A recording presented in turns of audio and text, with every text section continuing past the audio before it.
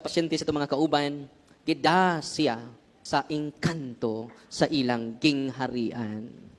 Pag-abot dito sa gingharian sa mga engkanto, giingnan niya ang engkanto, pagkadako sa inyong palasyo. Pero way lingkuranan, way higdaanan, way kananan. Ningon po ng engkanto, wa mi kananan, kay wa mi panahon sa pagkaon.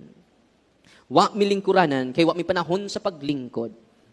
Ug wa mi higdaanan, kay wa mi panahon sa pagkatulog. Anong wa may panahon sa pagkatulog? Busy me. Sa may inyong gikabisihan, pagpanguha og mga kalag.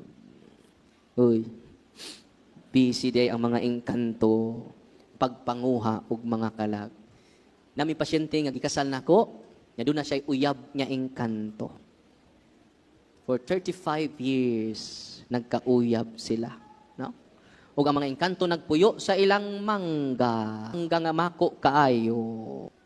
Yan ako kay nga babae. Pag-abot dito sa office, samusta man ka? Father, dugay na ko mo suol nimo, pero pugngan ko nila. Kinsa mang nilaha. Wala siya ka, storya. Kaya ang mga demonyo na siyang lawas mo nay, nitubag kami, Darwin. Dugay na kami sa lawas, Darwin. Na amin nagpuyo sa mangga, Darwin. Dugay na me. Wa pa siya matao. Amo na siya. Kaya gi-consecrate day siya sa iyang ginikanan. Because of the occult powers.